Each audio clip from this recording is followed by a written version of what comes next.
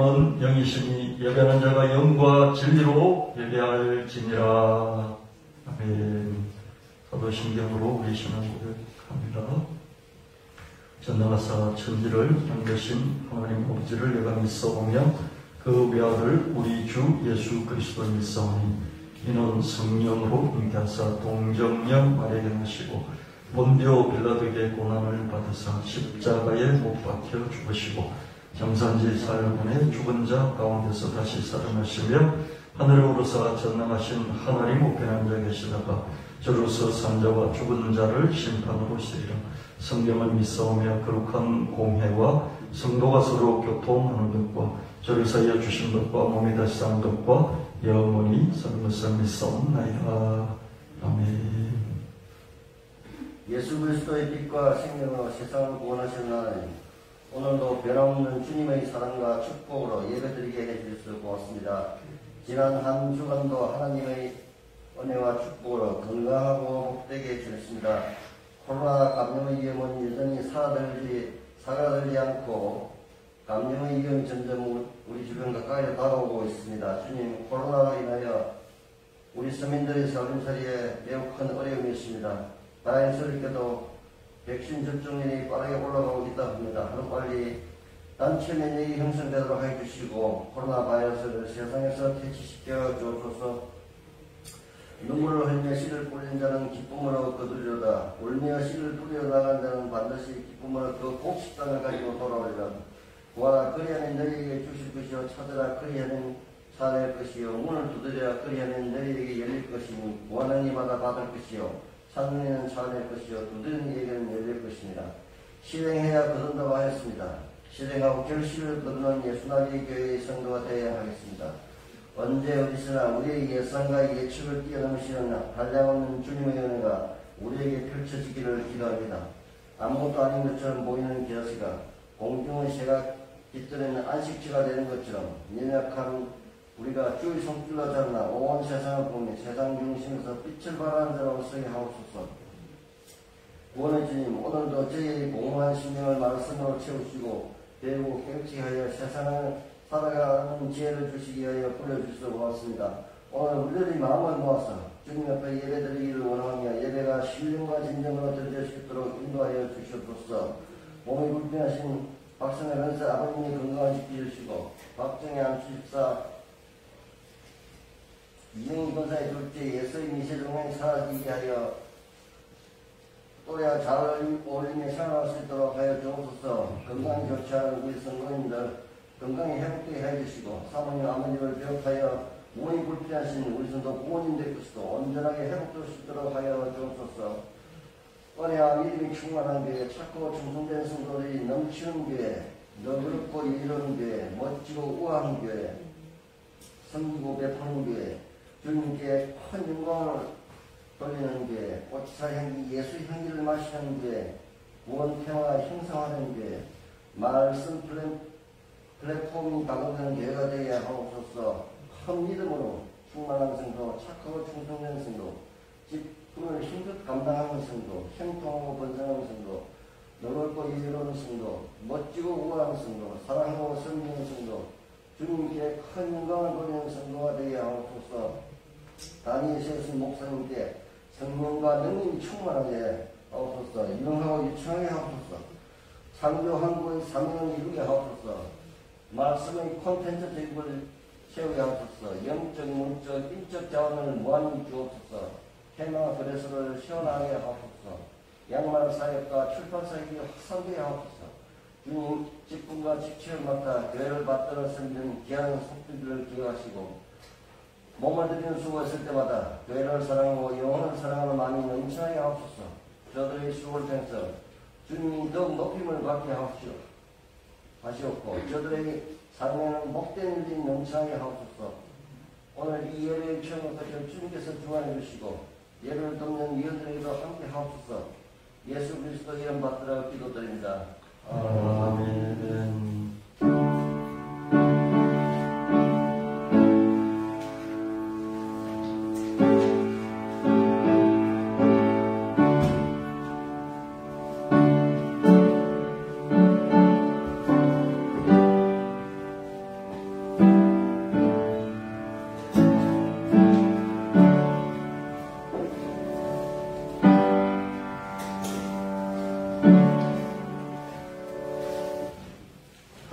말씀 받드리겠습니다. 갈라디아서 3장 13절 14절 말씀. 그리스도께서 우리를 위하여 저주를 받은 바 되사 율법이 저주에서 우리를 속량하셨으니 기록된 바 나무에 달린 자마다 저주 아래 있는 자라 하였음이라. 이는 그리스도 예수 안에서 아브라함의 복이 이방인에게 미치게 하고 또 우리로 하여금 믿음으로 말미암아 성령의 약속을 받게 하려 함이라. 우리가 하나님의 자녀라면 하나님의 상속자로서 그리스도와 공동 상속인이 된 것입니다. 그러므로 우리가 그리스도와 함께 영광을 받으려면 그분과 함께 고난도 받아야 합니다. 내가 진실로 너에게 이르노니 나를 믿는 자는 나의 하는 일을 저도 할 것이요 또한 이보다 큰 것도 하리니 이는 내가 아버지께로 감이니라. 아멘. 찬송 520장 주님께 드립니다.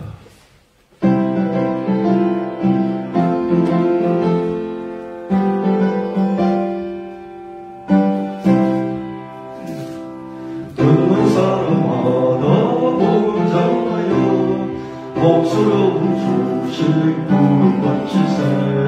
모든 사람에게 전할 소식은 어느 누구나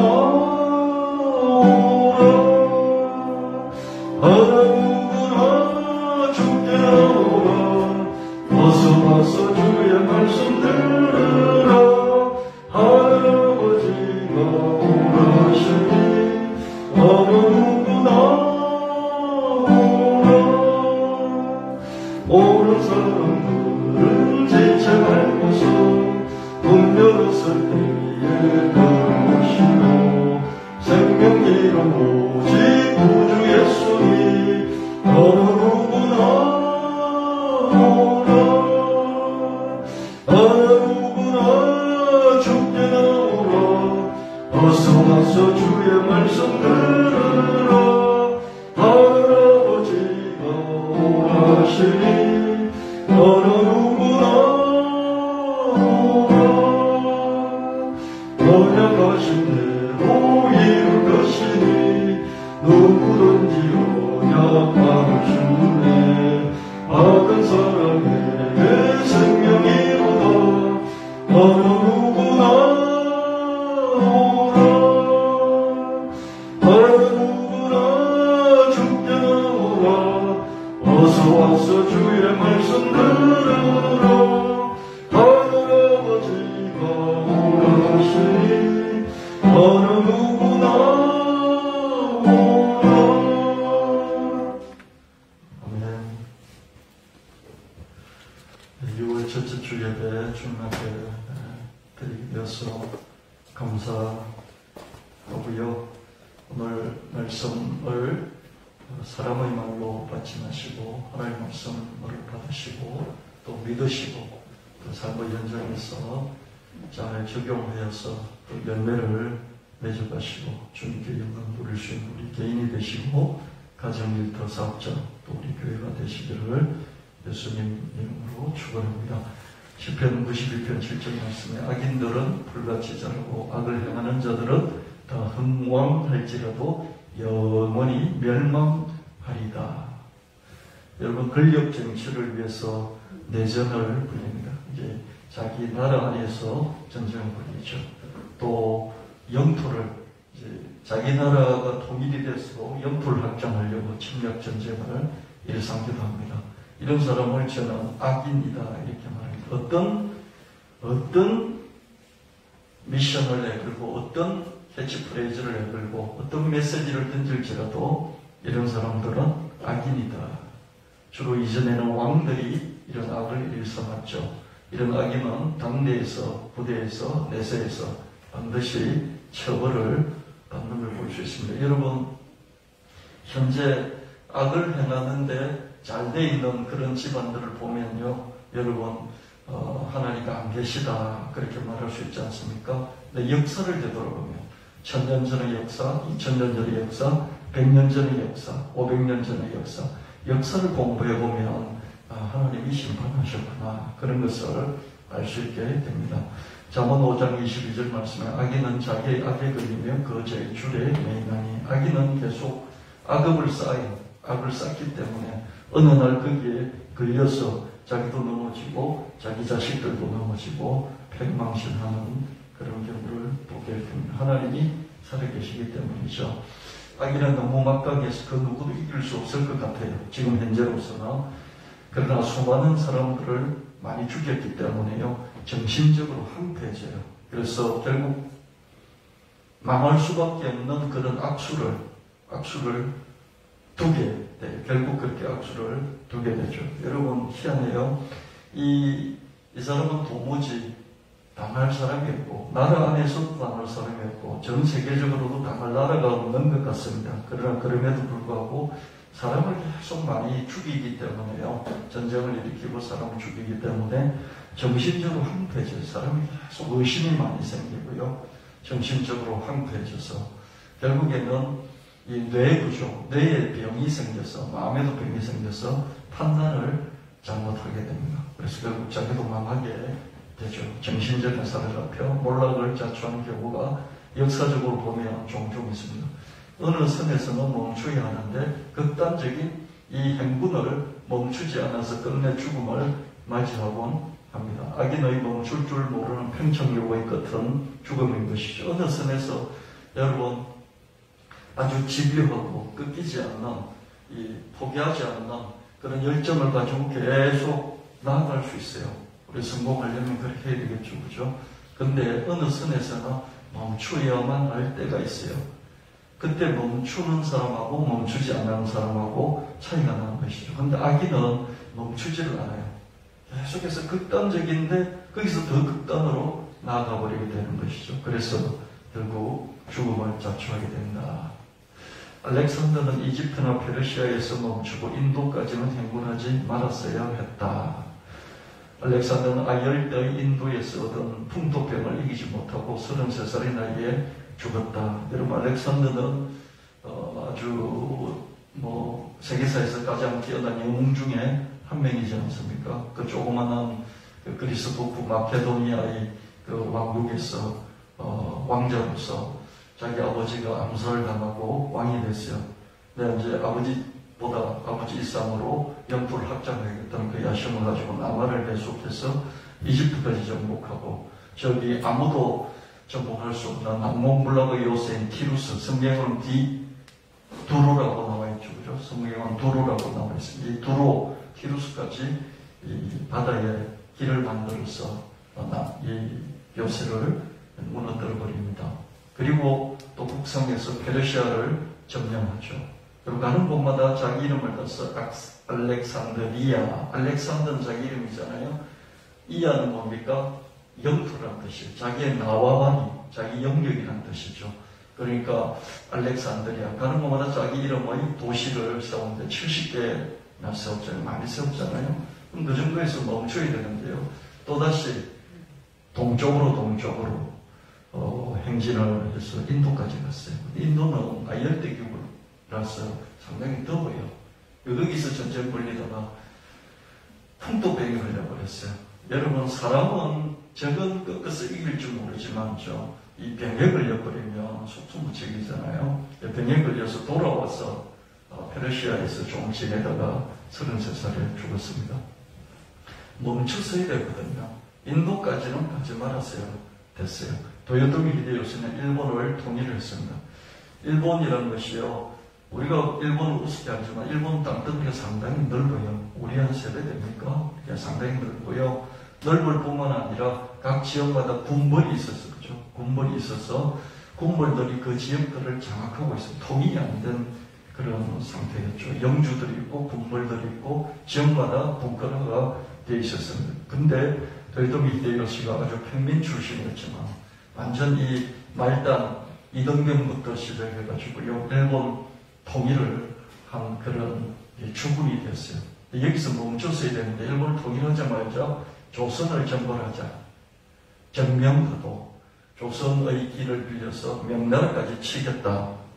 그렇게 했지 않습니까? 그런 극단적인 상황까지는 가지 말아서 했는데 임진왜란, 이 조선이란 땅은 그냥 빌리기만 하면 될 줄 알았죠. 그죠? 근데 조선이 그렇게 호락호락한 나라가 아니었잖아요. 결국 1592년 임진왜란 터져가지고 1598년까지 끌었잖아요. 1596년인가요? 다시 한번 정유자를 내가 또다시 침략을 했죠. 그래서 1592년부터 1598년까지 임진왜란이 있었는데요. 임진왜란에서 패배했어요. 여러분, 우리가 임진왜란에서 진 것 같지만 결과적으로 우리는 많이 황폐해졌죠. 쟤들이 한 5만 명 죽을 때 우리는 한 20만 명 넘게 60만 명 가까이 이렇게 죽었다고 이렇게 역사에서 기록하고 있지 않습니까? 근데 쟤들도 5만 명이나 되면 군대를 잃었어요.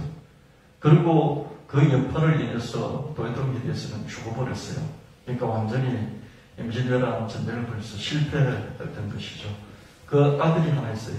도요토미 히데요시 아들이 히데요리라고 늦게 낳은 늦둥이 외아들이 하나 있었는데요. 권력을 승계한다고 승계를 해줬지만은 결국은 잡아먹히고 말았죠.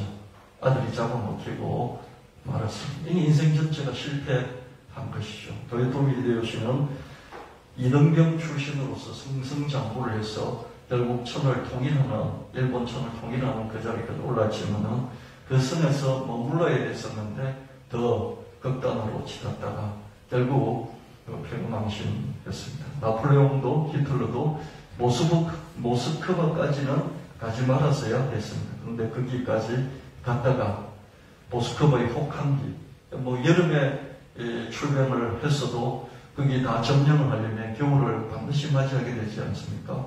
전쟁이 한두 달 만에 끝나는 거 아니니까요. 근데 모스크바의 겨울은 아무도 감당할 수가 없거든요. 거기다가 뱅참성까지 길게 시베리아 모스크바까지 가려면 병참선이 얼마나 늘어집니까? 이 군수물자도 제대로 조절하지 못하고 얼음 덩어리 눈밭에 빠져버리는 것이죠. 그래서 결국 히틀러도 나폴레옹도 모스크바 때문에 망했다고 그렇게 볼 수 있습니다. 아기들은 멈추지도 않는 것이죠. 어느 선이라는 게 우리가 생각하는 어느 선이 아니에요. 엄청나게 많이 가버린 그 극단, 그 선점에서 멈출 줄 알아야 되는데 멈추지 않는 것이죠. 하나님은 이 악인들의 심리 구조를 이용해서 계속 몰아붙여서 결국 절벽에서 멈추지 않고 절벽에서 낭떠러지까지 떨어질 때까지 하나님이 그 심리 구조를 이용해서 몰아가시는 것을 볼 수가 있습니다. 아기는 당대에 큰 업적을 이룬 것 같지만 졸지에 죽거나 자식이 없어서 후계 번제를 낳기도 합니다. 이 아기들이 희한한 게요. 그 많은 영토를 얻었는데 보면요. 자식들을 못 낳는 황제들이 많이 있어요. 좀 희한하죠. 후궁들이 처첩이 수백 명, 수천 명이 있는데 아들을 못 낳아요. 자녀가 없어요. 있어도 너무 늦게 낳는다든지 죽고 나서 그 어린 자식이 이 권력을 승계하기가 어려운 그런 구도들이 있고요. 이 역사를 되돌아보면 참 이해가 안 되는. 우리 같은 그런 서민들은 결혼해서 자식을 잘 낳는데 그 많은 처첩들을 거느린 그런 황제들이 자식이 없는 것을 보게 됩니다. 노스 8장 13절 말씀에 악인은 잘되지 못하며 장수하지 못하고 그날이 그림자와 같으리니 이는 하나님을 경외하지 아니함이라. 하나님을 알면 하나님 선에서 절제력을 기를 수가 있을 텐데 그걸 기르지를 못하고 악을 끝까지 가버리는 것이죠. 잘되지 못하고 장수하지 못하고 그날이 그림자와 같아. 우리의 짧은 눈으로 보면 악인은 풀같이 무성하다. 그러나 하나님의 긴 눈으로 보면 악인은 속히 풀같이 베리고 말 것이다. 긴 역사 속에서 악인의 결말을 평가할 수 있어야 한다. 여러분, 악인들을 처리하는 하나님의 법칙 중에 하나도요. 정말로 승승장구하다 한순간에 이렇게 가다 여기가 뚝 떨어져 버리게 만들어요. 뚝 떨어지는 게 뭐냐면 병이 걸렸어요. 한 40대나 30대 이 정도에 대해서 죽어버려요. 큰 업적을 이뤘는데 그 다음 뭘 이제 다져나가야 되는데 죽어요. 그런 경우들이 역사 속에서 악인들의 악인 열전을 보면 있는 것을 보게 됩니다. 우리의 짧은 눈으로 보면 너무 해도 저렇게 강할 수 있을까? 저렇게 팽창할 수 있을까? 그런 생각이 들어요. 근데 그건 행단면으로 봤을 때요. 이렇게 지금 이 당대만 보고 지금 이 시간만 5년, 10년 이건 보기 때문에 그렇죠. 그 사람 인생 전체 70살을 살았다면 70살 전체를 보고 평가를 할 수 있을 겁니다. 이렇게 평가를 해보면 하나님이 정말로 심판하시는구나. 그걸 우리가 확실히 알 수 있습니다.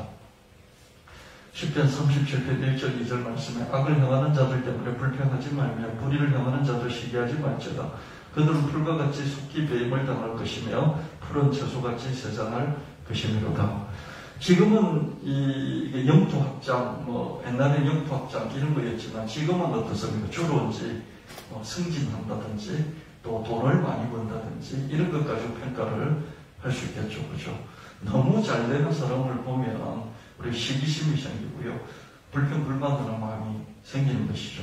너무 잘 되는 사람이 노력으로 잘 되고 또 실력으로 잘 됩니다.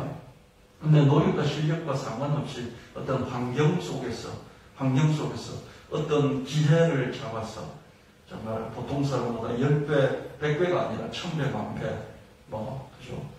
100만 배까지 잘 되는 사람이 있거든요. 이런 걸 볼 때 우리가 마음에 불평이 생기고 또 시기하는 그런 마음이 생깁니다. 그때 하나님께서 야, 시기하지 말라. 그렇게 말씀하십니다. 두고 봐라. 두고 보면 알 것 아니냐. 하나님은 늘 이 세상을 경영하시기 때문에, 오래 경영하시기 때문에, 우리가 나기 전에도 경영하시고, 우리가 태어나서 죽을 때도 경영을 하셨기 때문에요. 그 전체를 알고 계신 것이죠. 우리가 행단면의 짧은 시간으로 악인을 평가해. 행단면이라는 것은 요렇게 잘랐어요. 그 사람이 70살을 살았으면 요렇게 잘라버린 그 사람 지금 40살이거든요. 40살 딱 그때 그 사람을 평가하기 때문에 우리는 악인의 번성과 행동에 대해서 절망을 하게 되죠. 그러나 종단면의 긴 시간으로 악인을 평가하면 악인이 심판받았다는 것을 알게 됩니다. 하나님은 악인을 응징하시되 당대에 또는 후대에 아니면 내세에 철저하게 응징하십니다. 여러분, 그 세상을 가장 강력하게 괴롭혔던 그 악인 중에 한 사람이 몽골의 칭기스칸입니다. 근데 칭기스칸이 후예들을 보시고 칭기스칸의 아들들, 손주들, 정손주들 이렇게 해서 전 세계를 가는 곳마다 자기 제국을 세웠어요. 전 세계를 악랄하게 지배를 했던 것이죠. 근데 그 몽골의 지금은 어떻습니까? 몽골의 지금은 거의 많이 위축이 됐죠. 그죠? 그리고 몽골이라는 나라가 정말 이 세상에 존재하는지 알 수가 없어요. 그 정도가 된 걸 볼 수 있습니다. 이렇게 긴 역사 속에서 우리는 평가하는 이런 안목을 가지면서, 이런 안목을 가지는 게 왜 중요하냐면요. 내가 평안하기 위해서요. 시기하는 마음, 질투하는 마음, 하나님이 반드시 심판하시고 평가하신다는 이 마음이 있을 때, 이런 기준이 있을 때 내 마음 평강을 얻을 수가 있습니다. 그리고 다른 사람에게도 역사를 봐라. 반드시 악인은 풀같이 무성할지라도 하나님이 심판하신다. 대가를 치러야 한다. 라고 다른 사람에게 말해줌으로써 그 사람의 분노를 가라앉힐 수 있는 것이죠. 계시록 20장 12절 13절 말씀, 또 내가 보니 죽은 자들이 큰 자나 작은 자나 그 보좌 앞에 서 있는데 책들이 펴있고 또 다른 책이 펴졌으니 그 생명책이라. 죽은 자들이 자기 행위를 따라 책들에 기록된 대로 심판을 받으니 바다가 그 가운데서 죽은 자들을 내주고 또 사망과 음부도 그 가운데서 죽은 자들을 내주며 각 사람이 자기 행위대로 심판을 받고. 여보세요? 하나님 보좌 앞에서 책들이 많이 있고 또 책이 펴졌는데 이 책은 단수잖아요. 책들은 복수고 책은 단수죠. 이 단수는 생명책이다. 많은 책들이 있고 또 생명책이 있다. 어디서 어떤 모양으로 죽었든지 종말에, 세상의 종말에 바다가 사람을 토해내주고 죽음이 사람을 토해내주고 지옥이 죽은 사람을 토해내줍니다. 그래서 모든 사람이 다시 부활하여서 하나님의 심판 앞에 서게 되는 것입니다. 의인이든지 악인이든지 다 부활해서 자기 책에 기록된 행위대로 심판을 받게 되죠.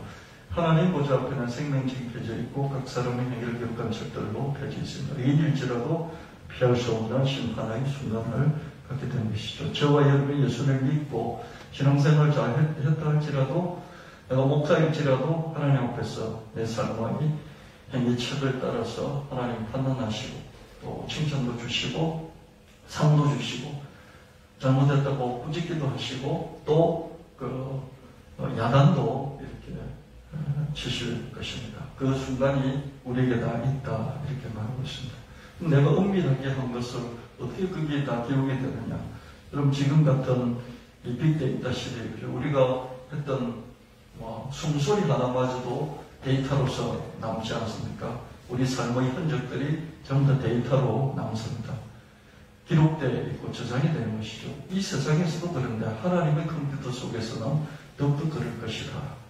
그런 생각을 해보게 됩니다. 계시록 20장 14절 15절 말씀에 사망과 음부가 불못에 던져진 이것은 둘째 사망과 불못이라. 누구든지 생명책 기록되지 못한 자는 불못에 던져지더라. 우리 각 사람이 자기 책이 기록된 행위대로 심판을 받습니다. 근데 예수님을 믿어 생명책이 기록된 사람들이 있고요. 예수님을 안 믿고 사탄 편에 붙어 생명책이 기록되지 못한 사람들이 있습니다. 생명책이 기록되지 못한 사람들은 불바다에 던져지는 죄를 맞이하게 됩니다. 불바다가 있는데 이 불바다에 생명책 기록되지 못한 자들이 던져지게 된다. 이렇게 말씀합니다. 계시록 20장 10절 말씀에 또 그들을 미혹하는 마귀가 불과 이와 못에 던져지니 거기는 그 짐승과 거짓 선지자도 있어 세세토록 밤낮 괴로움을 받으리라. 종말의 마귀와 마귀 편에 붙었던 졸개들이 먼저 불바다에 던져집니다.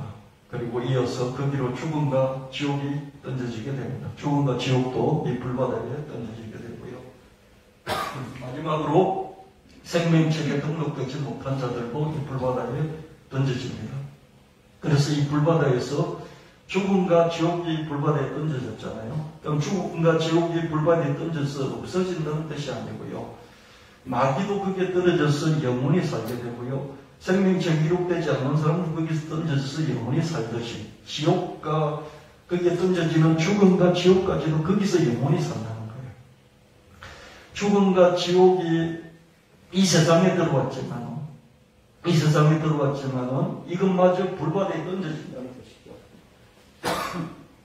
이서 던져진 죽음과 지옥이 이 불바다 속에서 시즌2 속편을 계속하게 됩니다. 여러분, 지옥이 어떤 형태로 변화가 될지 모르고 또 죽음이 어떤 형태로 변화될지 모르지만 거기서 죽음과 지옥이 또 다른 벌선, 또 다른 형태를 가지고 또 다른 유형으로 계속될 것이다. 이런 말씀입니다. 저 불바다에서는 둘째 죽음, 곧 영원한 행벌이 진행된다. 둘째 죽음은 뭡니까? 첫째 죽음 우리 목숨이 끝나는데 둘째 죽음은 뭡니까? 거기서 첫째 죽음을 끝나지 않고 영원한 벌을 받는 이것이 둘째 죽음이다. 이렇게 성경이 말씀하고 있습니다. 히브리 3장 4절 말씀에 집마다 지은 이가 있으니 만물을 지으신 이는 하나님이시라. 하나님이 우주 삼가 만상을 창조하셨죠. 에베소 4장 6절 말씀에 우리 모두의 아버지신 하나님은 한 분이십니다. 그분은 모든 것 위에 계시고 모든 것을 통해 일하시며 모든 것 안에 계십니다. 우주 삼가 만상을 창조하신 하나님은 만물 위에 계십니다. 만물 위에 계신다는 것은 만물을 초월해 계십니다. 하나님 어디에도 계시지 않는다. 우리가 상상할 수밖에 없는 그런 분이시다. 이러면서 여러분 지옥에 대해서 말씀드렸고요. 죽음에 대해서 말씀드렸고 지옥과 죽음이 들어가는 불바다에 대해서 말씀드렸고 거기에 사단이 있고 귀신들이 있는 것에 대해서 말씀드리고 거기에 생명체 기록되지 않는 자들이 가진 것에 대해서 말씀을 드렸습니다. 이 세계관, 이 기독교적인 성경이 말하는 세계관, 기독교적인 이 세계관을 여러분들이 잘 장착해서 잘 탑재를 해서 잘 갖고 이 신앙생활을 하시고 또 여러분 세상 삶을 살아가셔야 합니다. 그리고 또 하나는 하나님이 세상을 이렇게 창조하셔서 경영하고 계시는데 하나님은 어떤 분이시냐? 에베소 4장 6절 말씀에 이 우주 성남만성을 창조하신 하나님은 만물 모든 것 위에 계신다. 위에 계신다는 것은 초월해 있다는 것이죠. 하나님은 초월을 씁니다. 하나님 초월해 계시다는 것은 하나님이 어디에도 계시지 않는다는 것이에요. 여러분, 하나님은 없다입니다. 하나님은 없어. 하나님이 없다는 것은 뭐냐면요. 모든 배경에 깔려 있고, 모든 배경에 깔려 있으면서 뒤로 물러나 있는 초월적인 분이시기 때문에 우리는 하나님 발견할 수가 없어요. 그래서 하나님은 없는 분이시다. 이렇게 여러분 이해하시기를 바라고요. 없는 분이기 때문에 우리가 상상할 수밖에 없는 그런 분이신 것이죠. 하나님은 성경으로도 알 수 없고요. 어떤 것으로도 어떤 경험으로도 하나님을 알 수가 없어요. 왜냐하면 우리가 하나님을 붙잡을 수 없고 볼 수 없고 또 우리가 하나님 설령 하나님을 만났다 할지라도 그거는 하나님의 이 많은 하나님의 모든 것 중에서 극히 일부분 너무나 작은 먼지와도 같던 그런 것을 우리가 하나님에 대해서 알았다라고 할 것이기 때문에 하나님은 우리가 상상할 수밖에 없는 성경을 100번 읽어도 하나님을 제대로 알 수 없는 그런 분이시다. 하나님은 없는 분이시고 하나님은 무한하신 분이시고 하나님은 볼 수 없는 분이시고 그래서 우리는 상상할 수밖에 없다. 성경을 읽어도 하나님은 그냥 상상할 수밖에 없고 꿈에서 하나님을 만나도 환상 속에서 하나님의 음성을 들었다 할지라도 하나님은 여전히 우리를 초월해 계시면서 우리가 알 수 없는 분이시다. 그래서 성경은 하나님을 비밀이다 이렇게 말씀하고요. 성경은 하나님을 에니그마, 수수께끼다 이렇게 말씀하고 있습니다. 그렇지만 하나님은 만물 안에 계신다. 모든 것 안에 계신다. 이렇게 말씀합니다. 하나님의 내재성이지 우리 안에 있는 것이죠. 하나님은 그렇기 때문에 어디에나 계신 것이죠. 하나님은 지으신 만물 안에 계시기 때문에 만물 어디에나 여러분이 이르는 고양이와 개 속에서도 하나님을 발견할 수 있는 것이죠. 여러분 자신 안에서도 하나님을 발견할 수 있고요. 이게 하나님의 내재성입니다. 우리가 하나님은 관계를 그렇기 때문에 우리 안에 계시기 때문에 관계를 맺어야 하는 대상이시죠. 그래서 성경에서는 성령이 우리 안에 계신다 이런 말씀을 하시잖아요. 표현할 길이 없으니까 하나님의 성령으로 오셔서 우리 안에 계신다 이렇게 말씀합니다. 그래서 우리가 하나님의 성전, 성령의 성전이다 이렇게 말씀하시죠. 그리고 하나님은 마지막으로 만물을 통해 일하신다. 모든 것을 통해 일하시는 이런 말씀이시죠. 이건 하나님의 활동성이에요. 하나님은 초월해 계시기 때문에 활동하실 이유가 없어요. 그렇지 않습니까? 하나님은 없는 분이시고 모든 것의 이 바탕이 본바탕이 되시는 분이신데 하나님 무슨 활동을 하십니까? 바탕이 무슨 활동을 합니까? 여러분 이 바닥이 있어요. 교회당 바닥이 있잖아요. 이 바닥이 활동하는 거 봤습니까? 여러분이 왔다 갔다 하는 것이지 이 바닥이 그렇죠? 바탕이 활동하지 않지 않습니까? 그러나 하나님은 활동하신다. 하나님은 만물과 더불어 일을 하신다. 그렇기 때문에 우리가 하나님과 협력을 해야 되는 것이죠. 시편 113편 5절 6절 말씀에 여호와 우리 하나님과 같은 이가 누구리요 높은 곳에 앉으셨으나 스스로 낮추사 천지를 살피시고 하나님은 높은 곳에서 초월해 계세요. 초월해 계십니다. 우리가 떠나 계시고 우리는 알 수 없죠. 그런데 자기를 낮추사 이 천지를 살피시는 분이시다. 하나님 천지를 초월해 계시지만 또한 천지를 살피시고 천지에 개입해서 들어오시는 것이죠. 그러니까 하나님은 초월자적인 하나님이시고 우리와 함께 하시는 내재적인 그런 하나님이시고 그러면서 우리와 함께 일하시는 활동을 하시는 그런 하나님이시다. 이렇게 성경은 말씀해주고 있습니다. 하나님 세상을 살피시고 세상에 개입하고 계시다가 자기 친아들 예수님을 통해 아예 세상 안으로 들어오셨습니다. 여러분 초월에 계신 분이 자꾸 관심을 갖다가 쑥 들어와 버리신 것이죠. 요한복음 1장 14절 말씀이 육신인데 우리 가운데 가신 우리가 그 영광을 보니 아버지의 독생자의 영광이 은혜의 진리가 충만하더라. 쑥 들어왔는데 하나님 자신이 들어올 수 없으니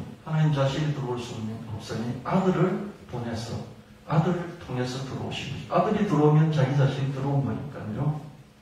하나님은 초월자이시지만 세상에 너무 관심이 많아서 친아들 예수님을 직접 세상 안으로 보내주셨어요. 여러분 하나님이 진짜 하나님 동계 뭡니까? 초월성입니다.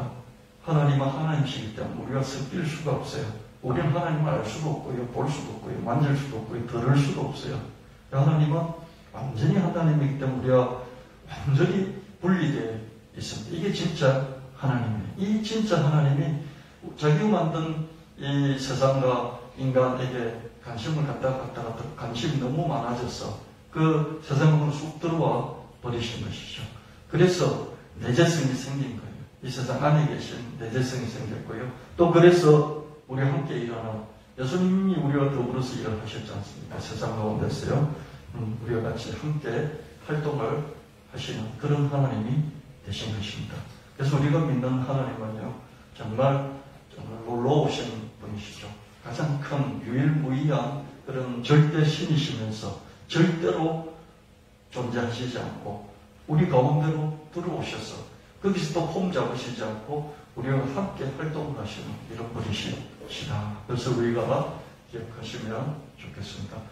하나님께 세상은 천상계의 복제본일 뿐이고 사람은 하나님의 아바타일 뿐이죠. 그럼에도 하나님은 이 복제본인 세상과 아바타인 사람에게 점점 관심을 쏟으시다가 마침내 푹 빠져버리신 것이죠.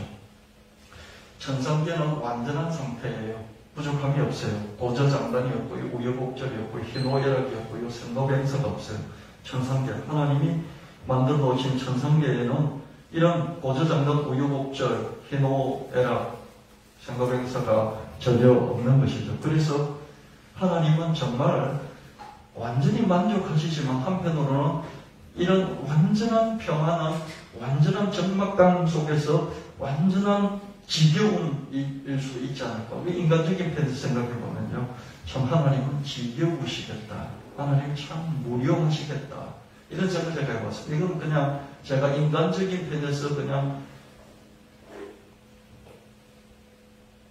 하나님이 이러실 것 같다라고 생각해 본 거예요. 하나님 그러시지만 하나님은 완전히 평화로우시고 완전히 자유로우시고 완전히 만족하시고 부족함이 없어요. 우리의 관심 안 기울여도 돼요.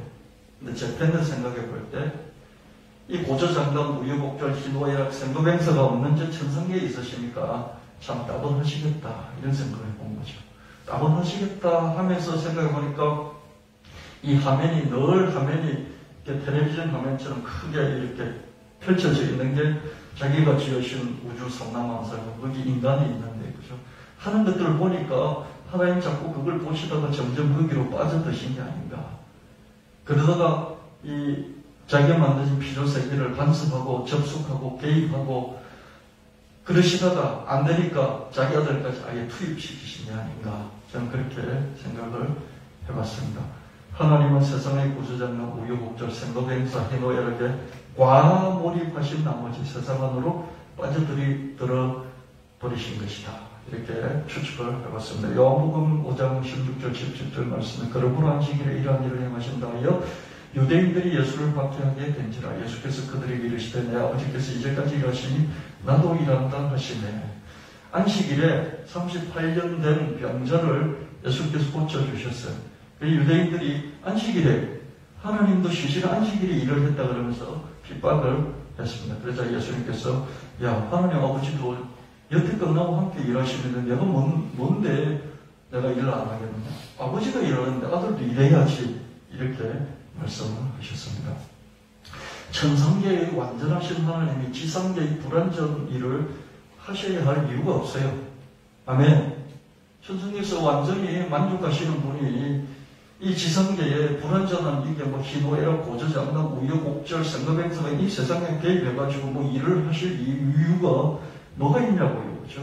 근데 예수님이 우리 아버지가 여기서 일을 하시지 않느냐, 그렇게 말씀하셨습니다. 예수님의 말씀하심에 따른 하나님은 계속 일하고 계시다. 아멘. 참 하나님 이해 안 하시잖아요. 절대자로서 완전히 초월해 계신 그런 분이 왜 슬금슬금 자기가 창조하신 이 인간계로 들어오신 걸까요? 그럴 이유가 뭐가 있었을까요? 천상계 하나님이 지상계 사람에게 왜 겉으로 관심을 보이시는 것일까?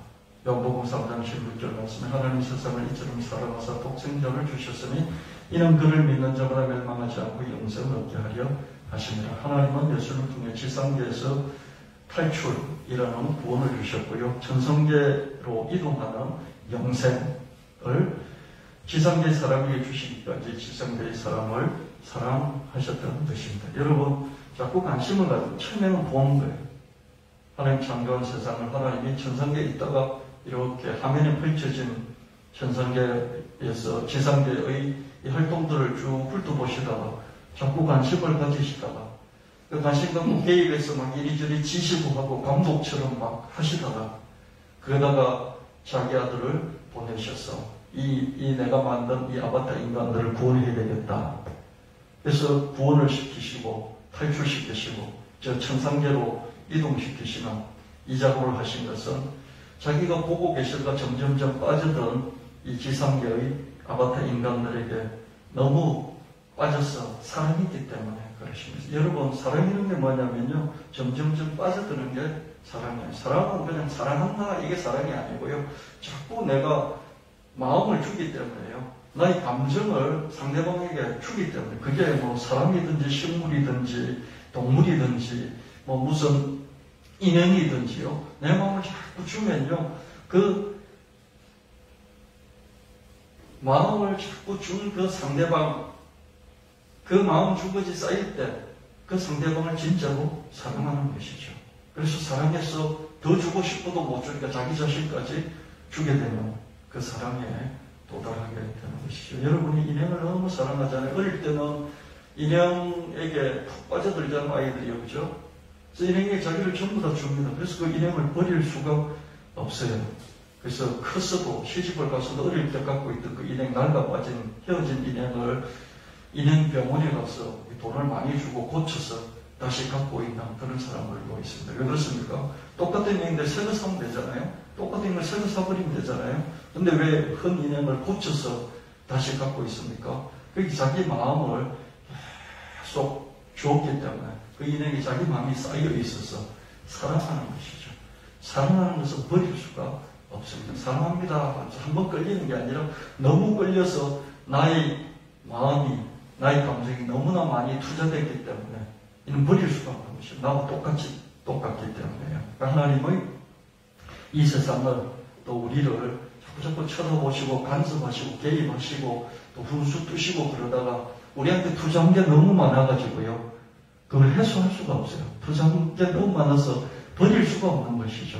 그래서 자기 아들을 보내서 투자한 것을 버리는 쪽보다는 수리해서 자기 것으로 영원히 보관하는 이런 쪽으로 하나님이 선택하신 게 아닌가, 저는 그렇게 추측을 해봤는데, 이 추측이 옳은 건 아닌데요, 하나님과 예수님을 이해하려고 하는 데는 또 지금으로서는 또 도움이 될 수가 있습니다. 하나님은 알 수 없는 분이에요. 알 수 없는 분인데 성경을 통해서 이렇게 상상하고 추측해 봄으로써 하나님을 조금 더 이해하는데 접근하는 것이, 왜 이해를 해야 됩니까? 우리 하나님의 영원히 살 것이니까요. 요한일서 4장 9절 말씀에 하나님의 사랑이 우리에게 이렇게 나타난 바 되었으니 하나님 자기 독생자를 세상에 보내시면 그로 말미암아 우리를 살리려 하시니라. 독생자를 보내서 우리를 살려주려고 한 이게 뭐냐면 사랑 때문에 그랬다는 것이죠. 그럼 이 사랑이 뭐냐? 사랑하기 때문에 이렇게 하는 것이 아니라 자꾸 빠져들다 보니까 이 사랑을 끊을 수 없는 것이죠. 여러분, 상대방이 헤어지고 낡고 병들고 늙고 그래도요, 못 버리는 이유가 뭐예요? 새로운 사람을 선택하면 되잖아요. 근데 왜 못 버립니까? 그게 너무 많은 것이 가 있기 때문에 그렇습니다. 아멘. 이런 걸 뭐라고 그러죠? 매몰 비용이라고 그러잖아요. 매몰 비용이요. 여러분이 저를 버릴 수가 없어요. 여러분 저를 못 버린다고요. 여러분 예수 남의 교회를 못 버린다고요. 왜 못 버립니까? 너무 많이 투자했기 때문에요. 너무 시간을 많이 투자하고 물질을 투자하고 마음을 투자하고 기도를 투자하고 여기까지 왔기 때문에요. 못 버려요. 여러분 저를 못 버리고 교회를 못 버려요. 저도 여러분을 못 버리고 교회를 버릴 수가 없어요. 왜 그렇습니까? 내 자신이 그게 너무 많이 가 있기 때문에 그렇습니다. 새로운 되잖아요. 또 새로운 인형을 사고 또 새로운 사람을 만나면 되잖아요. 근데 그렇게 못하는 것이죠. 가족을 버릴 수 없는 이유가 그런 것입니다. 내 아버지가 부족하고 병들고 늙고 모자라 보여도 어떻습니까? 버릴 수가 없어요. 내 사랑이 너무 많이 가 있기 때문에 그런 것이죠. 하나님이 저와 여러분을 너무 사랑하시는데 사랑하시는 이유가 뭐냐면 투자를 많이 했기 때문에 그렇습니다. 버릴 수가 없어요, 여러분을. 버릴 수 없는 그 지경까지 가는 것이 진정한 사랑인 것이죠. 사랑이 그렇게 나타나 있는 것이죠. 왜? 내가 너를 못 버리겠다. 네가 늙고 병들고 정말 보잘것없어 내가 너를 못 버리겠어. 그냥 수리해서, 생각 쌓지 않고 수리해서 너를 쓸 것이고 영원히 너와 함께할 것이야. 이게 우리에게 나타나 있는 사랑인 것이죠. 하나님이 지상자 아들 예수님을 보내시고 희생시키시기까지 하시면서 사람을 지상계 밖으로 탈출시키는 것이 구원이에요. 이 구원은 이집트 노예 상태에서 탈출시킨 것이나 바벨론 포로 상태에서 탈출한 것보다도 억만배나 더 위대하다고 제가 말씀드렸습니다. 왜 억만배는 위대합니까? 지상계 안에서 이동이 아니고 지상계 밖으로 천상계로 이동시키는 이동이기 때문입니다. 우리를 향하신 하나님의 사랑의 절정이 여기에 나타나 있습니다. 인형을 갖고 놀다가 나이가 들면 인형은 아무것도 아니니까 새로운 좋은 사람을 만나서 친구를 사귀고 또 애인을 만들고 남편, 아내를 만들지 않습니까? 그럼에도 불구하고 이 인형을 못 버린다고 그랬지 않습니까? 너무 나를 많이 주었기 때문에 못 버리는 것이죠. 하나님은 우리가 천사도 아니고 하나님의 친아들도 아니지만 우리를 하나님 아바타, 하나님 닮은 존재로, 하나님 비스무리한 존재로 만들었지만 이것은 친자식이 아니에요. 제페토 할아버지가 이 나무를 깎아가지고 목각 인형 피노키오를 만든 그 정도예요. 피노키오 정도이지 제페토 할아버지의 아들이 아니란 말이죠. 그럼 너무 사랑해서 너무 많은 것을 주었기 때문에 버리지 못하고 계속해서 구원하고 고쳐서 쓰고 구원하는 것을 볼 수 있습니다. 하나님이 우리를 그렇게 하시고 결국에는 아들로 딸로 영입하시기까지 하신 것입니다. 하나님의 사랑이 여기서 우리가 절정을 예수님 보내서 우리를 보내신 것이 하나님의 사랑의 절정이다 볼 수 있습니다. 하나님은 초월에 계십니다. 그렇지만 세상을 창조하셨죠.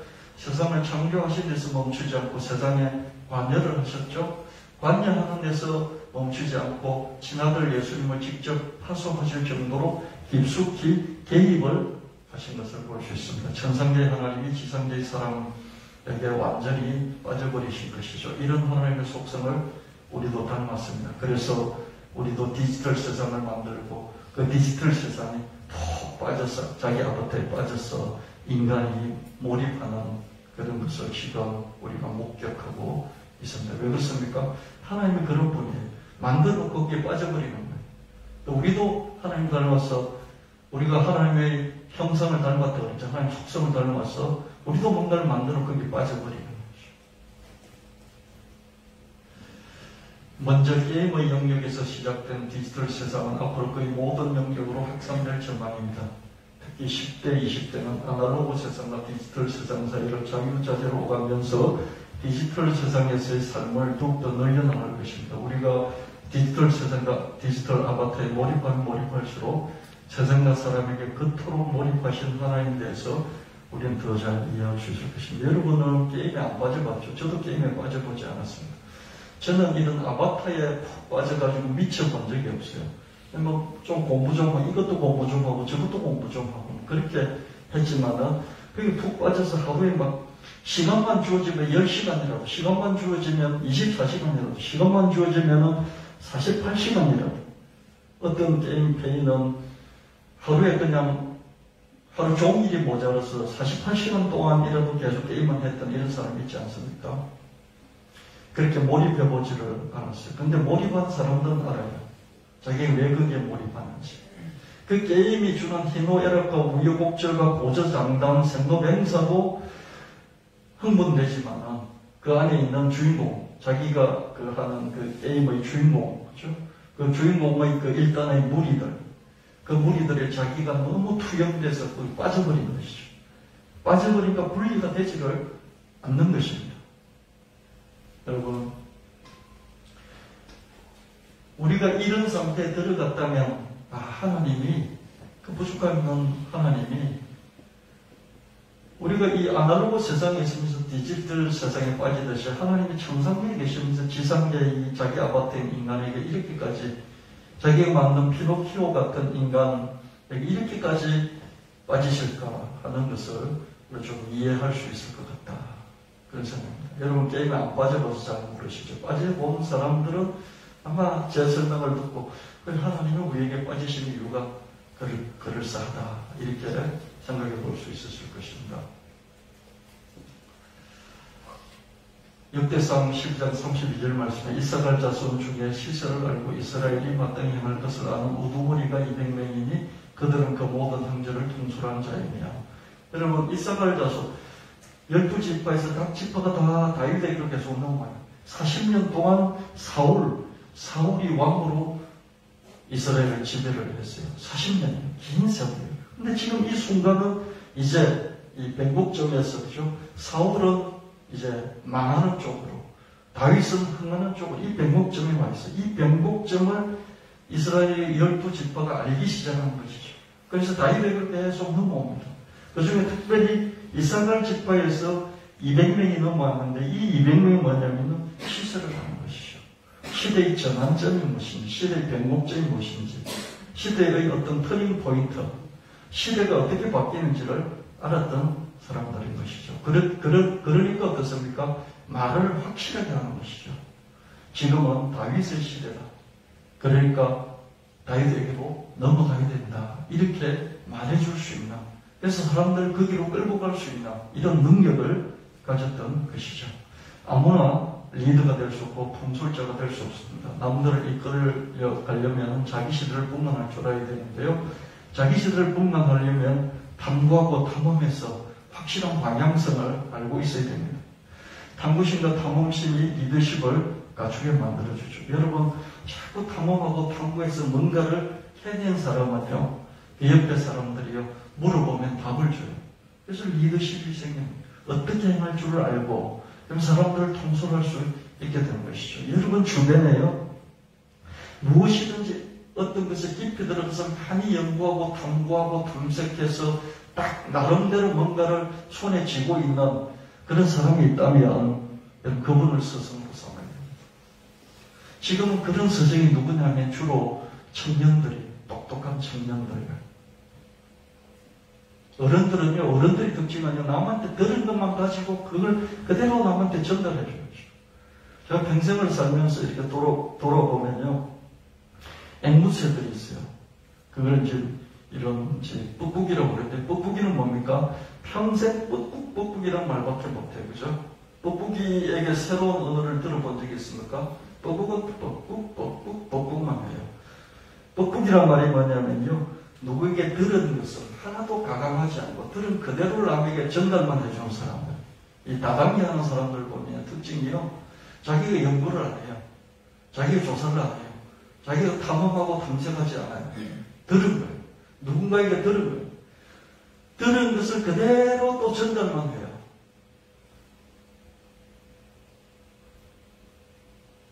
모르는 거죠, 자기도. 들은 것만 그대로 믿고 그대로 전달, 이런 걸 돋보기라고 그럽니다. 자기가 이거 진짜일까? 그러면서 검색해보지 않죠. 포인 다단계라든지요. 무슨 다단계들 많아가지고 거기 많이 빠지지 않습니까? 거기 40대, 50대, 60대, 70대, 80대들이 있어요.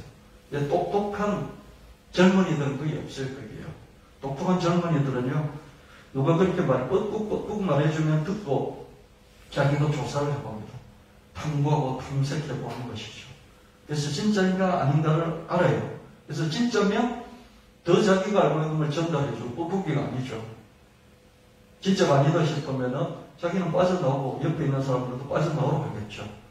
그럼 뭡니까? 이 사람이 리더십을 갖는 것이죠. 맞습니까? 탐구하고 탐색하면 확실한 것, 완전히 확실한 건 없겠죠. 그러나 확실한 것에 가까워서 60%, 70% 그럴 것 같다는 확률을 손에 쥐면서 다른 사람에게 리더십을 받고 이렇게 하는 게 좋겠습니다. 저렇게 하는 게 좋겠습니다. 라고 말해줄 수 있게 되는 것이죠.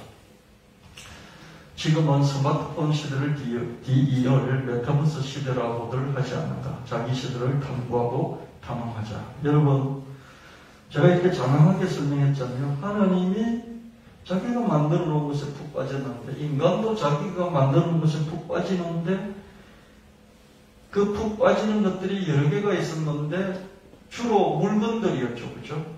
그러다가 전부 다 온 세상 사람들이 다 빠지게, 거의 다 빠지게 만들었던 게 스마트폰이에요. 그죠? 스마트폰은 앙성사는 거의 없어요. 그 인구의 대부분이 스마트폰에 푹 빠지게 만들었어요. 자기가 만들어놓고 자기가 빠지는 거예요. 근데 지금은 푹 빠지는 것이 메타버스, 스마트폰 안에 있는 메타버스라는 것을 만들어놓고 이제 사람들이 빠지기 시작했다. 스마트폰을 인구의 대부분이 그게 빠지듯이 이제는 메타버스라는 것 안에 사람들이 푹 빠질 것인데 지금은 한 20%, 30% 정도는 빠진 것 같다. 앞으로 한 70%는 더 빠질 여력이 남아있다. 이렇게 이야기하게 됩니다. 메타버스 대전환 시대 온다. 이렇게 푹 빠지잖아요. 이상훈날의 앨리스에 푹 빠지듯이 푹 빠져 들어가는 것이죠.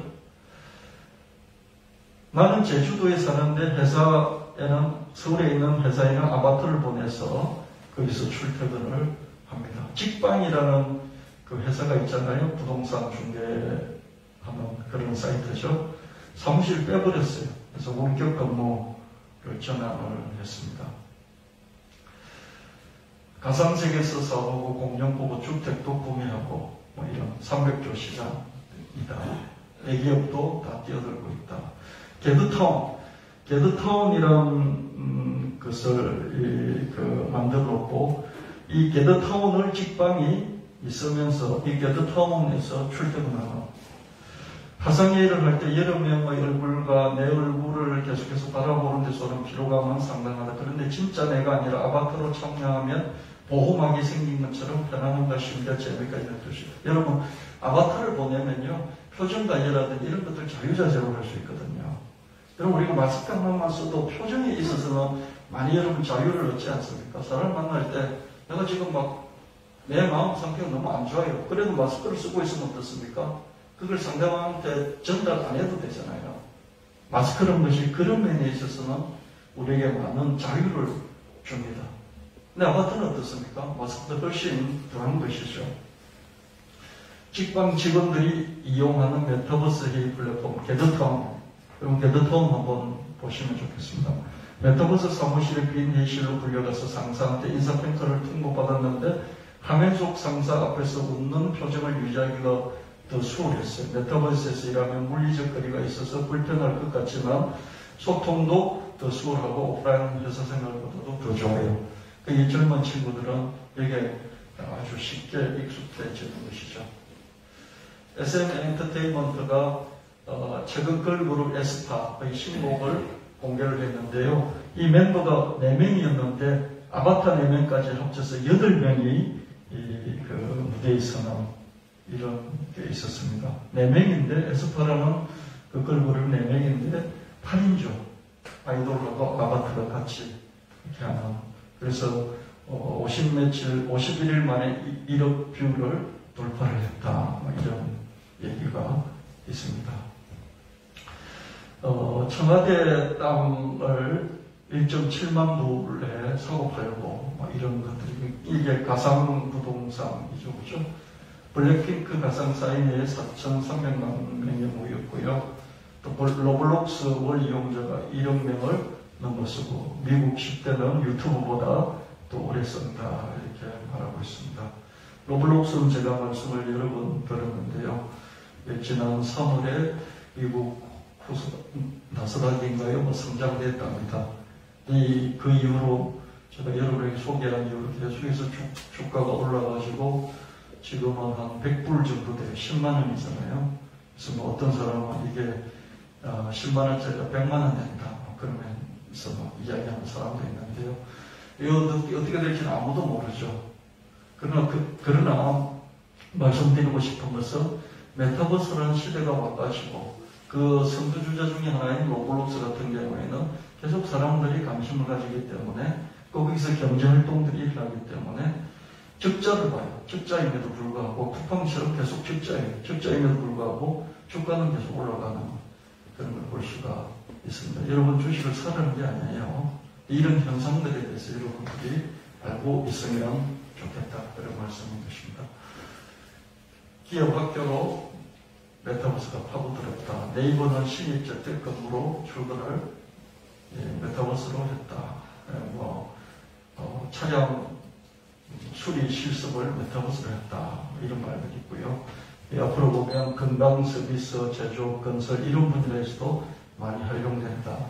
달 탐사, 우주선도 이런 가상현실로 조립하고 수술하는 이런 연습들을 한다. 의료계에서 많이 쓰고 있죠. 의료 현장에서도 메타버스를 도입해서 실제로 수술하는 장면을 아바타로 수술실에 참여해가지고 그 현장들을 다 이렇게 보고 공부하고 이런 것이 가능해진 그런 시대입니다. 부캐를 키웠더니 살만해졌습니다. 본 캐릭터가 있고요, 부 캐릭터가 있는데 이런 아바타 시대가 펼쳐지면서 부 캐릭터, 자기 캐릭터, 자기 본래의 모습, 현실계의 본래의 모습 외에 부 캐릭터로 아바타들을 적극 활용하는 것을 볼 수 있습니다. 이 얼굴이 가짜라고 디지털 세상 속에서 부 캐릭터 만들 열풍이 불고 있다. 3D 아바타 앱으로 가상태로 인기를 몰고 있다. 유상설, 린다지, 김다비 이런 것들이 이미 오프라인에서 부캐로 유명했지 않습니까? 여러분, 유재석 개그맨 MC인데 어떻습니까? 유상설 그러면 사람들이 그냥 가수라고 이렇게 인정해주지 않습니까? 유재석이라고 부르지 않고 유상설 가수 이렇게 인정을 해주기 시작합니다. 알지만은 그렇게 인정하는 것이죠. 이게 부캐릭터죠. 여러분, 둘째 이모 김다비는 지금 45년생이니까 77살 된 할머니 둘째 이모 이름이 가수 김다비입니다. 그렇죠? 그래서 실제로 개그우먼 김신영이잖아요. 이 김신영을 사람들이 이제 자꾸 김신영보다는 둘째 이모 김다비 가수를 더 이렇게 이제 알고 있는 것이죠. 그래서 이 사람이 나오면 김다비로 불러주고요, 가수로 불러주고요, 77살로 인정해주는 것이죠.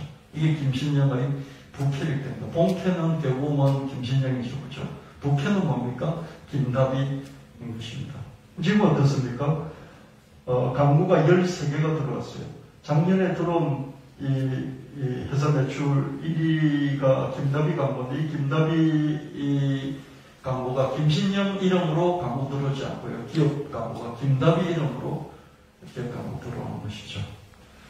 여러분 잘 아는 김혜준이라는 이 사람도 개그맨 쪽이죠. 그죠? 이 김혜준이 자기가 본 캐릭터는 김혜준이에요. 근데 부 캐릭터를 카페 사장 최준이라고 그래가지고 부 캐릭터를 만들었어요.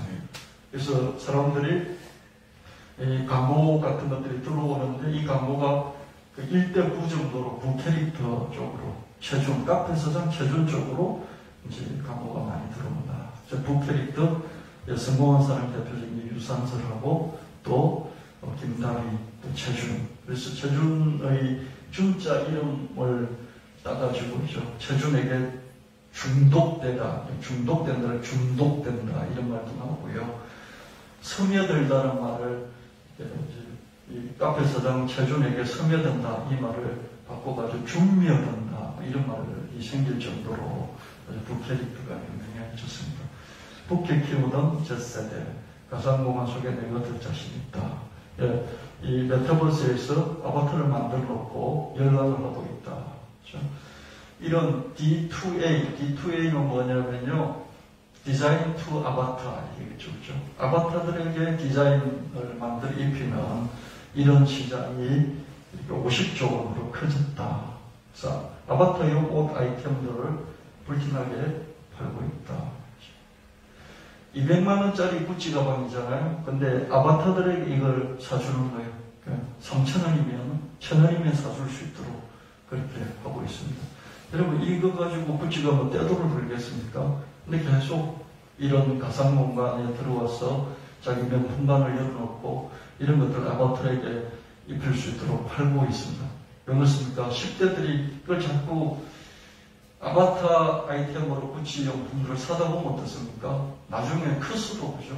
커서도 실제적으로 구찌 용품들을 산다는 거예요. 그래서 메타버스 공간을 건축하는 건축가라든지요, 아바타용 옷들을, 아이템들을 디자인한 디자이너, 이런 사람들이 새로운 직업으로 계속 떠오르고 있습니다.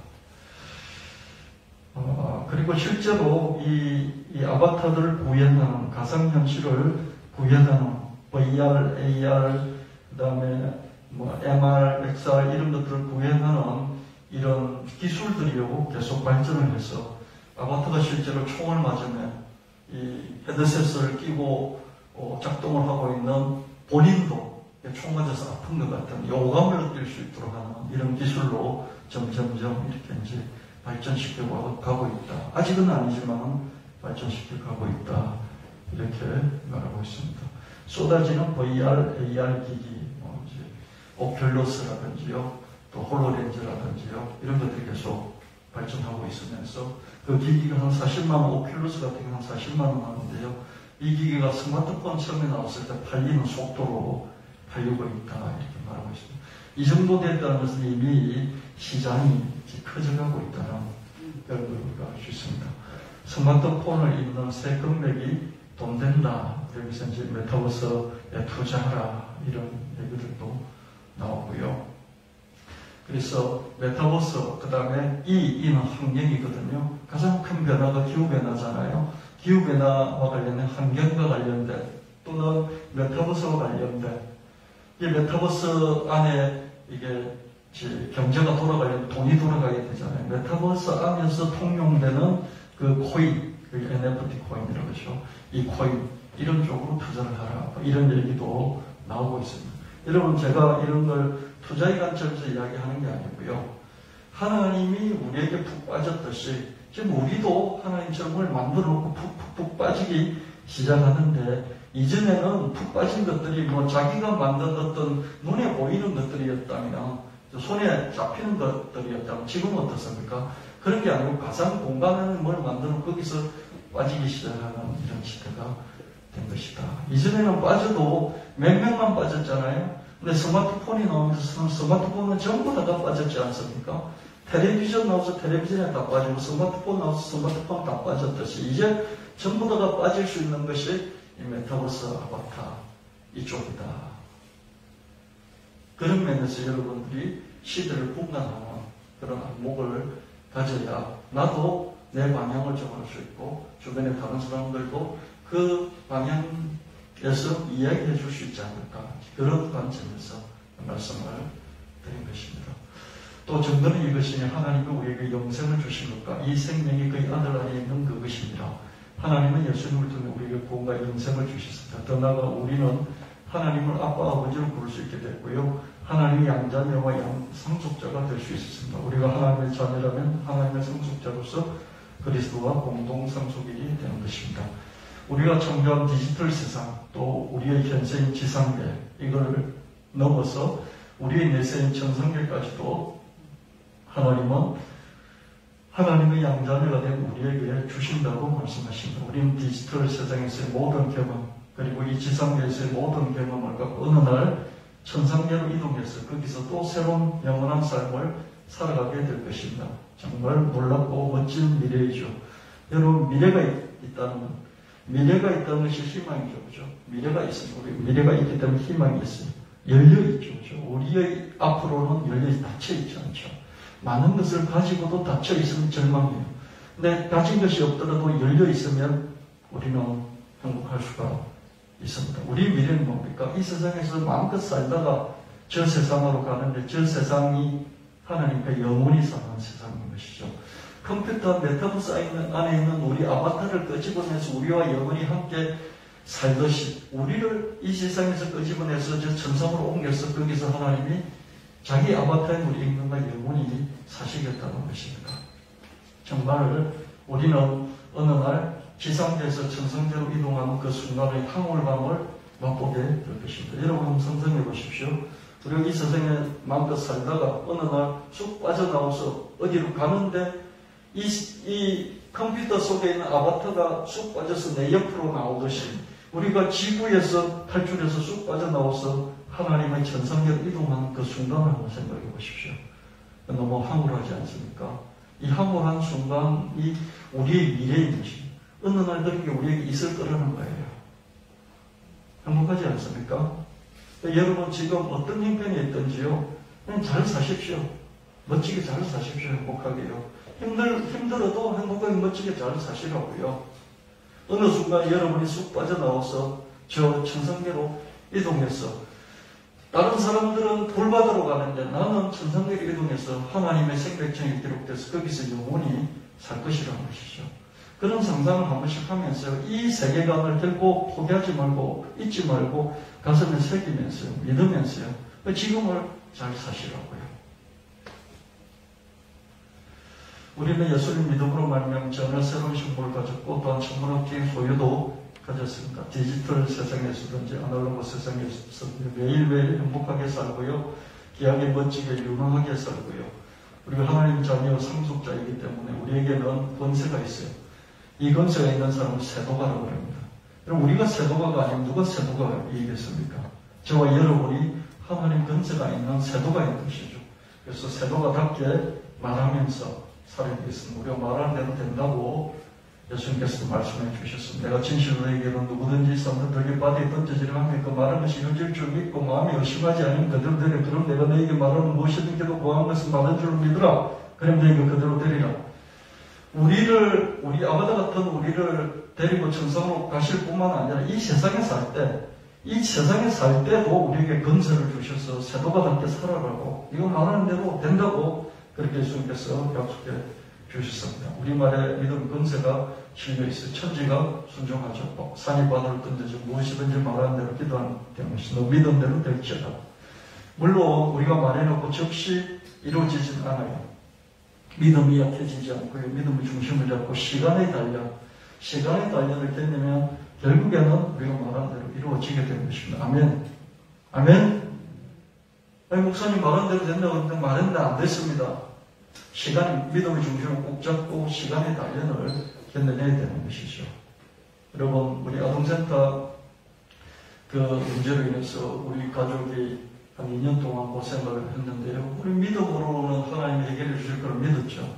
그런데 여러분, 내 믿음만 가지고 되지 않는 게 나만 있는 게 아니라 상대방이 있잖아요. 상대방만 있는 게 아니라 검찰이 있어요. 형사소는 검찰이 있잖아요. 검찰만 있습니까? 시청이 있지 않습니까? 이 상대방들이 쭉 세 곳이나 있기 때문에요. 내 맘 같지가 않은 것이죠. 해결하는데 시간의 단련이 2년이라는 것이 정말 들었습니다. 그 2년 동안 믿음을 계속 지켜야 돼요. 흔들리지 않으면 되잖아요. 여러분, 상황이 바뀌고 상황이 답답한데 내 믿음을 견고하게 유지하는 건 쉽습니까? 그래서 믿음을 붙잡기 위해서 말씀을 붙잡고 믿음을 가지려고 애를 쓰고 또 붙잡고 그래도 힘드니까 자다가 벌떡벌떡 일어나고 밖에 나가서 그냥 벤치에 앉아서 2시간, 3시간 보내고 그렇게 2년을 보냈어요. 그러면서도 형사건 위해서 준비를 했어야 됐고요. 민사건 준비를 해야 됐고요. 행정 쪽에도 준비를 해야 됐고요. 할 건 하면서 그래서 믿음 지키면서 그래도 힘드니까 멍하게 나가서 앉았다 들어오고 이 시간이 필요합니다. 이런 믿음 갖고 세도가답게 강력하게 선포했을지라도요. 어떻습니까? 시간이 필요해요. 나만 있는 게 아니라 상대방도 있고 환경에 나를 둘러싸고 있는 환경의 은메인 카운터파트 상대방들이 줄줄 많이 있기 때문에 시간이 걸리는 것입니다. 여러분 세도가답게 강력하게 사시되 시간이 필요하다. 그것을 늘 새기시면서 믿음 잃지 않고 믿음 중심을 계속 잡고 나가게 되시기를 예수님 축원합니다. 진실로 너에게 이르노니 무엇이 너희가 땅에서 매면 하늘에서 매일 것이요 무엇이 땅에서 풀면 하늘에서 풀리리라.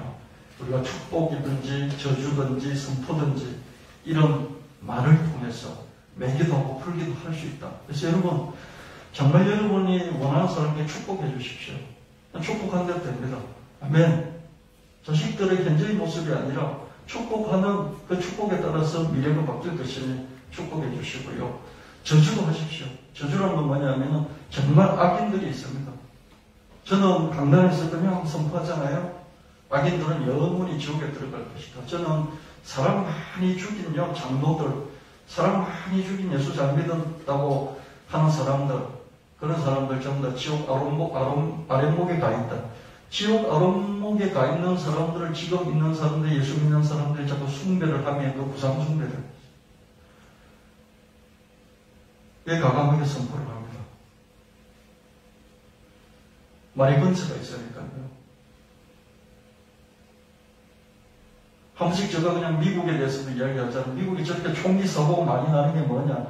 원주민들을 피바으로 저렇게 만들어서 그 피해의 대가를 지금 치르고 있는지도 모른다라고 한마디씩 해요. 선언하는 말, 선포하는 말. 이렇게 될지어다. 파도에 멈출지어다. 선포하는 말에 권세가 있어서 매고 푸는 능력이 있다. 이렇게 말씀합니다. 할 수 있거든요. 무슨 말이냐. 믿는 자에게 능히 하지 못할 일이 없다. 내가 그렇게 한 말하니 돌아가라. 귀신이 내 딸에서 나갔다. 나의 능력 주시는 분에서 나는 모든 것을 할 수 있다. 이렇게 우리는 말할 수 있어야 하겠습니다. 여러분, 중국이요, BC 한 10세기부터 8세기까지, 또 BC 2세기부터 2세기까지 진나라가 중국을 통일을 했습니다. 근데 한 20몇 년 만에 망해버렸어요. 그 망한 진나라를 딛고 일어난 게 한나라예요. 그죠?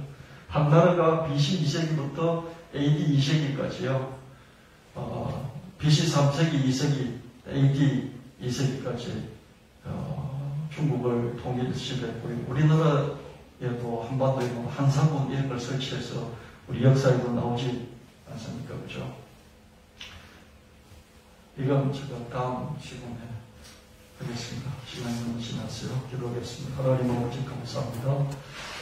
오늘 6월 첫 주 예배 주 앞에 드렸습니다. 이 예배를 하나님 받으시고 은혜를 많이 주셔서 고맙습니다. 한 사람 말씀으로 무장하고 믿음으로 무장하고 환경 가운데 적응하면서 믿음을 버리지 않고 또 믿음을 굳게 잡아서 말하는 대로 이루어지는 놀라운 하나님 성취를 하나님께 영광 돌리고 우리 안에서 큰 기쁨과 감사가 넘치는 이 6월 올 한 해 살아갈 수 있도록 복을 나려 주시옵소서. 이 교회 문턱을 밟고 들어온 자를 전부 다 하나님 큰 복으로 은혜로 나려 주셔서 큰 열매들을 맺게 하여 주옵소서. 예수님 이름으로 기도합니다. 아멘.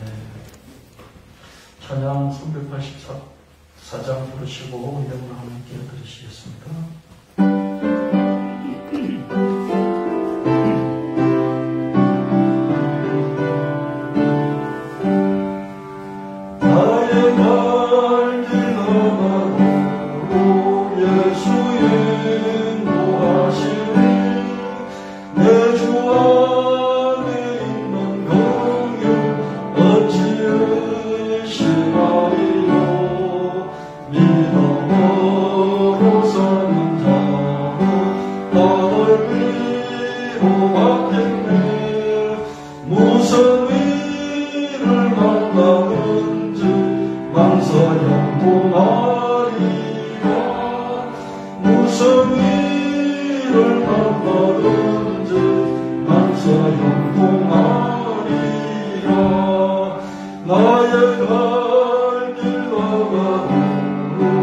예수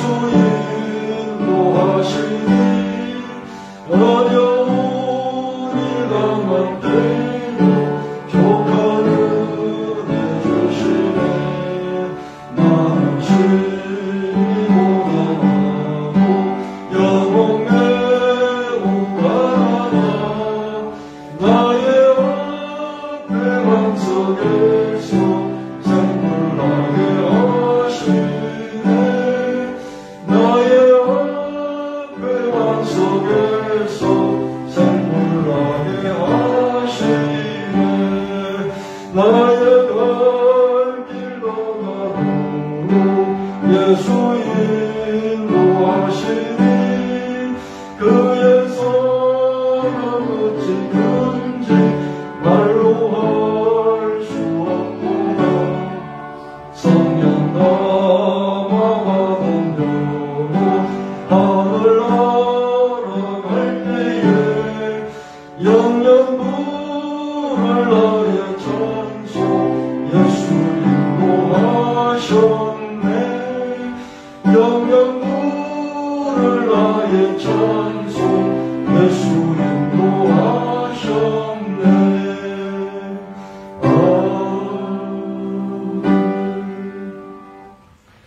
하나님 아버지 시간을 드렸습니다. 몸을 드렸습니다. 마음을 드렸습니다. 구별하여 물질을 드렸습니다. 11조 감사금, 구역금, 성교금, 구제금, 건축금금 주님 앞에 바쳤습니다. 내 땅과 눈물과 내 노력이 들어가 있습니다. 하나님, 내 기도의 제목들이 들어가 있습니다. 하나님 아버지 기억하시고 잊지 마시고 돌아보시고 낱낱이 기도 제목들을 하나님 응답하여 주시되 가장 좋은 때 가장 좋은 방법으로 응답하여 주셔서 우리 안에 기쁨과 감사가 충만하게 하시고 하나님께 영광을 돌리게 하여 주시옵소서. 이 교회부터 밟고 들어온 자마다 전부 다 부자가 되게 하여 주시고 큰 물질을 얻는 큰 능력을 다하여 주셔서 큰 물질의 청지기로 하나님을 섬기고 이 사회를 섬기게 하여 주시옵소서. 하나님 아버지 물질 얻는 능력들을 키워나갈 수 있도록 하나님 계속해서 가르쳐 주시고 인도하여 주시옵소서. 감사드리며 그렇고 없으신 주 예수 그리스도 이름으로 간절히 구하옵나이다. 아멘.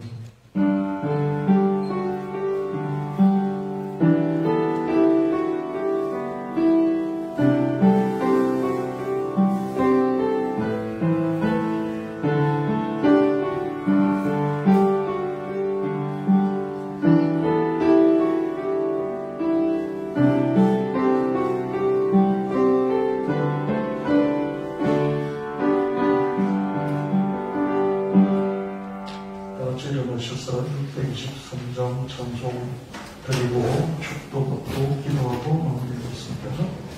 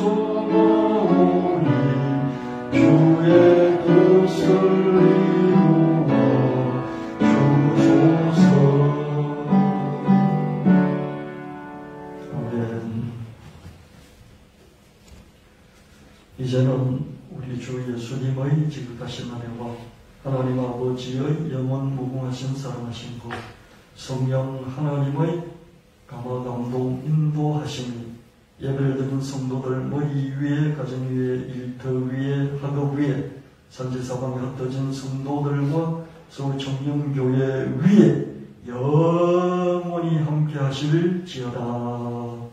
아멘.